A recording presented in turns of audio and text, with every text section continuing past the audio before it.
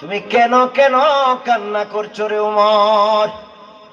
উমর ডাক দেয়া বললেন, ইয়া রাসূলুল্লাহ, নবী গো, আমি কান্না করছি তার কারণ হলো এই আয়াতে কারিমা দ্বারা প্রমাণ হয়ে গেছে আপনি রাসূলুল্লাহর বেশি দিন দুনিয়াতে থাকবেন না। আপনি কিছু দিনের ভিতরেই আল্লাহর দিদারে সাক্ষাতে চলে যাবেন। এই জন্য আমি উমর আপনার বিরহের যন্ত্রণায় কান্দি। আল্লাহু আকবার। ও ভাইরা আমার, হযরতে উমর দুই সময় কান্না করেছিল। কয় সময়? দুই সময়। এক সময় ছিল আলিয়াউমা আকমালতু লাকুম দীনাকুম, এই আয়াত কারিমা নাযিল হওয়ার পরে কাঁদছিল।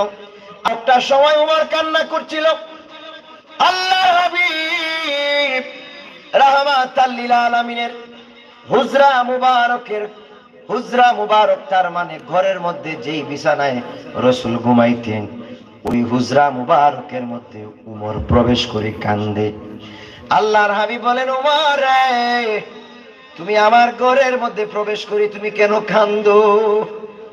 উমর ডাক দেয়া বলে, ইয়া রাসূলুল্লাহ, নবী গো, আমি এই জন্য কান্না করছি কারণ আমি ইতিমধ্যে দেখতে পেলাম আপনার পিঠ মুবারকের মধ্যে খেজুর গাছের চাটাইয়ের দাগ লেগে আছে।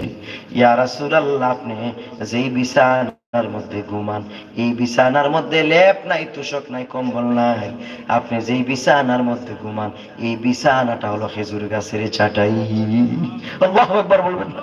ও ভাইরা আমার, হযরত ওমর ডাক দিয়ে বললেন, নবী গো, আপনার রাসূলুল্লাহ যদি আমি উমরকে এই মুহূর্তে অনুমতি দেন তাহলে বাইতুল মাল থেকে কিছু টাকা এনে আপনি রাসূলুল্লাহর জন্য লেপ তোশক কম্বল কিনে নিয়ে আসবো।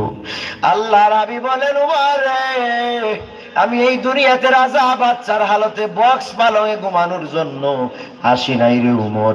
আমি এই দুনিয়াতে এসেছি আমার জাহান্নামী উম্মতদেরকে জান্নাতের রাস্তা দেখানোর জন্য। আল্লাহু আকবার বলেন।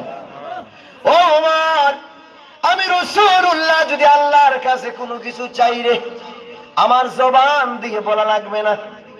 আমি রাসূলুল্লাহ যদি ধনী হইতে চাই, বাদশাহী জিন্দেগি চাই, আমার জবান দিয়ে বলা লাগবে না।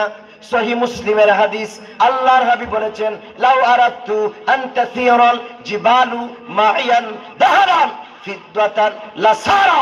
আল্লাহু আকবার বলেন।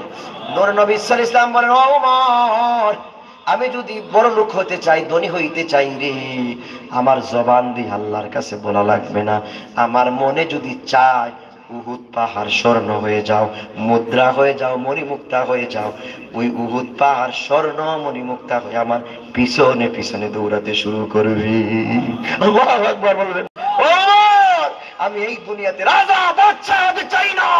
আমি এই দুনিয়াতে এসেছি একমাত্র শুধুমাত্র মালিকের দাসত্ব গোলামীর জন্য, ঠিক কিনা বলে? আল্লাহু আকবার।